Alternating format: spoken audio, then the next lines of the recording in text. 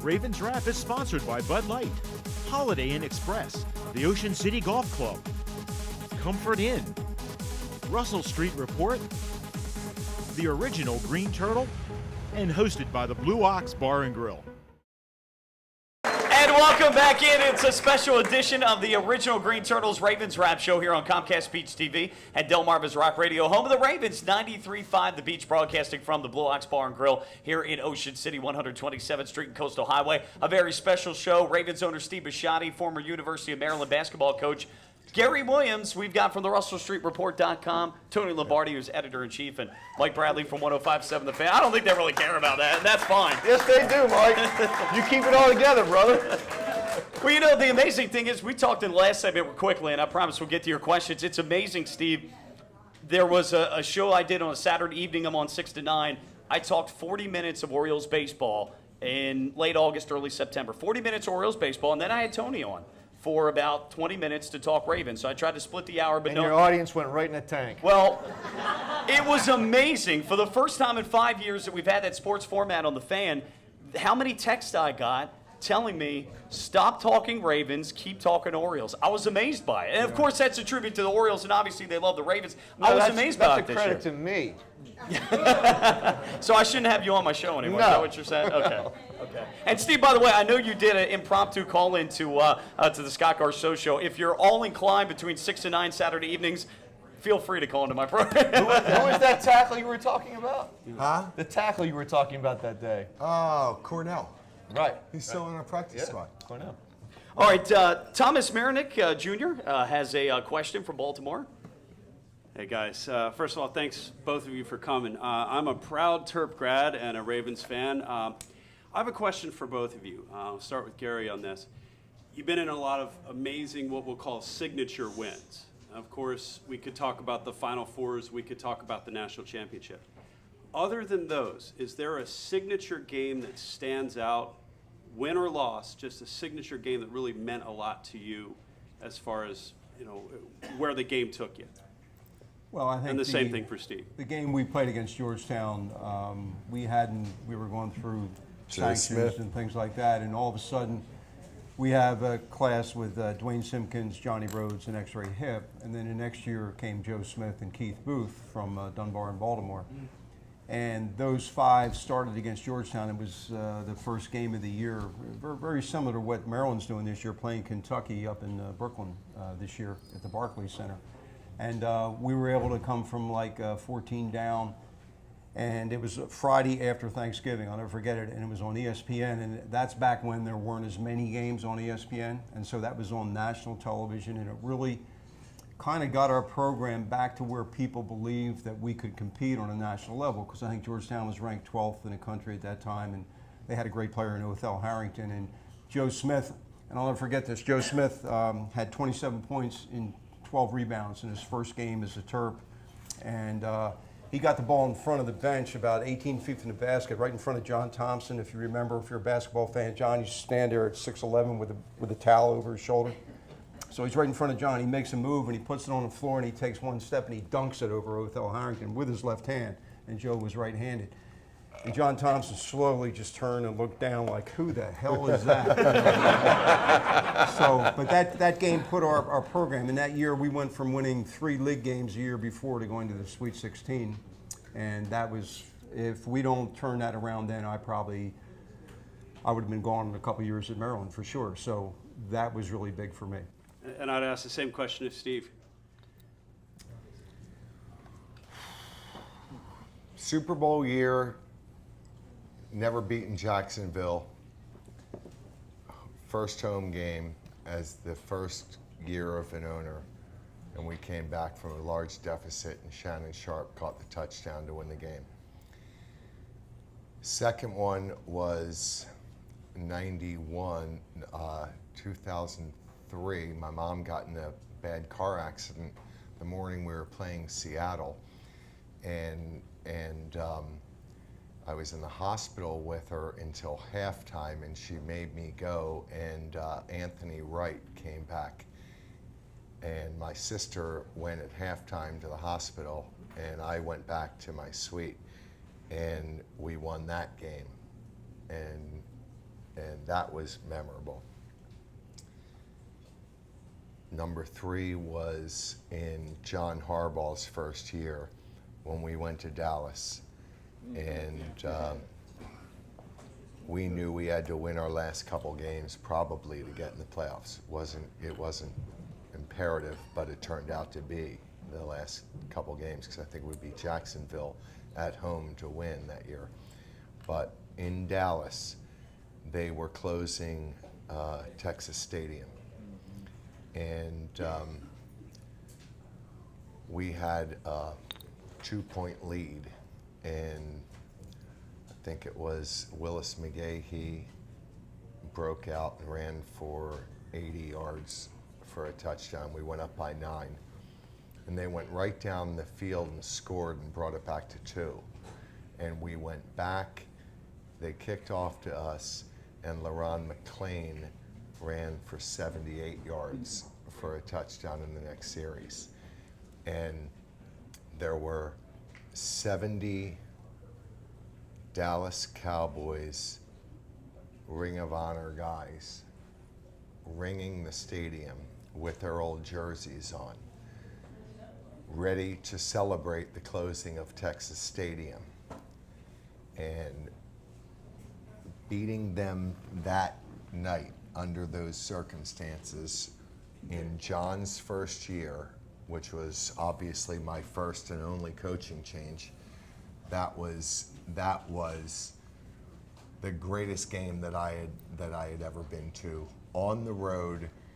And when we closed Texas Stadium, those 2 runs turned out to be the longest 2 runs by an opponent in the history of Texas Stadium. Both of them. 78 and 80, or 80 and 82, they were the 2 longest runs by an opponent in the entire history of the stadium the night they closed that stadium. And I went into the locker room, and when I walked out, I had to walk past the 70 guys, 2 Tall Jones, Roger Staubach, Randy White, Maryland guy, walking through this tunnel on my way to my limo with my family to fly home from that game. That was my best experience. I like that. Stephen, Coach, you're really bringing back some memories. That game in 2000 you talked about, Shannon Sharp from Tony Banks. I still say walking out of that stadium, that's the most the crowd's ever been geared up. The ground was shaking even after the game, leaving at the time PSI Net Stadium. And then, Coach, you talk about 94, no question, a big turnaround game for the program at the old Cap Center. I remember watching on TV myself, and as you talked about, Joe Smith with a big game in that one. Yeah, the other one was when we closed Cole Fieldhouse. Steve reminded when he was talking about when the day we closed Cole Fieldhouse, we were playing our friends from Virginia, and we played great, and they were a good team, and I think we won 108 to like 88. It was an unbelievable game. Speaking of defense, there was not a lot being played, but we had just about every living Maryland basketball player there, and at the end of the game, they all lined up there was enough people who went from one end to the other end, basket to basket, and they all passed the ball to each other like a continuation as we were going to move into Comcast, and then 3 weeks later we won a national championship. Nice. Round of applause. Miss Marno, you got a question? Step right on up. My question is for Steve. If and when Ray Lewis decides to retire, will we have a place in our organization for him? Because he's been a real backbone for us. That's a great question. I've been asked that a few times, and all I can tell you is that I think Ray Lewis transcends a position in our organization. If he ever needs it, he's got it, but I don't think he'll ever need it. I think that Ray is on to bigger and better things. And I think that his heart is such that he would rather move people and you know, he can make his money in speaking engagements and endorsements, but his heart is bigger than his will, and I really believe that he's going to be somebody that you're going to be more proud of being in the world than being in our organization 20 years from now. How's that? Well said. Well said. Steve, you talked about the organization and the organization of the Ravens, and I look back to when Brian Billick was the head coach, and there were up and downs, peaks and valleys with that team, and I think when we were down at the Green Turtle one year, you said you don't want to have windows, you want to keep them open all the time.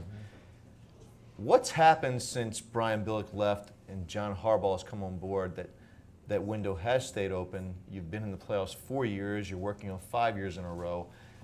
Is this an organizational thing? Is this a personnel thing? What is it within the organization that allows you to keep that window open right now? Joe Flacco.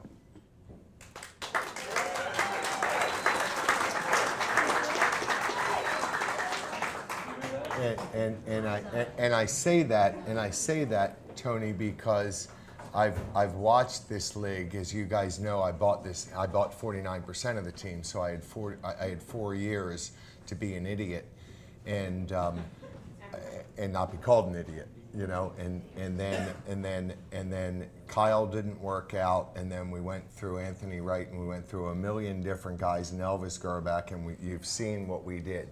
If you have a quarterback, you can play in this league. You can turn over your roster like the Colts did. And you know, the Colts, it's like, I'm sorry, they won 1 Super Bowl, and that's all. I'm trying to deliver you 1 in a decade. You'd like to be a dominant team. I can't promise you anything, but have a good quarterback and you can live with the demise of Ray Lewis, Ed Reed, and then Suggs, and then over and over again. So it still comes back to a quarterback. In that draft, I showed about the most emotion that I've ever showed in my years as an owner about going and getting Matt Flynn because he was rated highest on our board. Right. And I said, I don't care if you, excuse me. Matt Ryan. I don't care if you trade the whole draft. I'm tired of not having a quarterback that can keep us in the games. And it turned out that they convinced me that instead of trading up and giving a whole draft for Ryan, that you could trade back and get Flacco, and they believed there wasn't much difference. Well, they were right. Yeah. They were right. I know. I'd say there is a difference. Flacco's done a lot better, especially in the playoffs. And Matt Ryan's a good quarterback, but Flacco's accomplished more. Flacco had a better team. Yeah. Flacco had a better organization. He has a better owner. Sorry, Arthur. Doesn't he? He has a better owner. Come on. And my Home Depot stock's in the tank anyway. So. I thought I was thinking that. I obviously said it. No. It really comes down to, I challenged them and said, give the whole draft up for the best quarterback in the draft, because I don't want to be an owner with a team that doesn't have a quarterback that can win. And I don't want to talk about number 2. I want to talk about number 1. And it would have cost us the entire draft to go get Matt Ryan, and we ended up with a pair of 3s and a 4 with Flacco at 18, and gave up a 3 to go back and get Flacco from 26 to 18. Mm-hmm. So it turned out that we ended up with Flacco and an extra 3rd and an extra 4th. I challenged them, but then I let them do their job, and they convinced me that this was the right way to go. But our ability to compete, it doesn't ride with me. It rides with my ability to to challenge people as tight as I can, and then ultimately let them make the decision. That is going to wrap it up for our TV portion here. I know we'll get to some more questions and answers, but we want to thank Steve and we want to thank Gary for coming on. A great program. And for Steve Pappas for making this possible. And happy birthday to Steve as well. And for all those that came out today. That's right.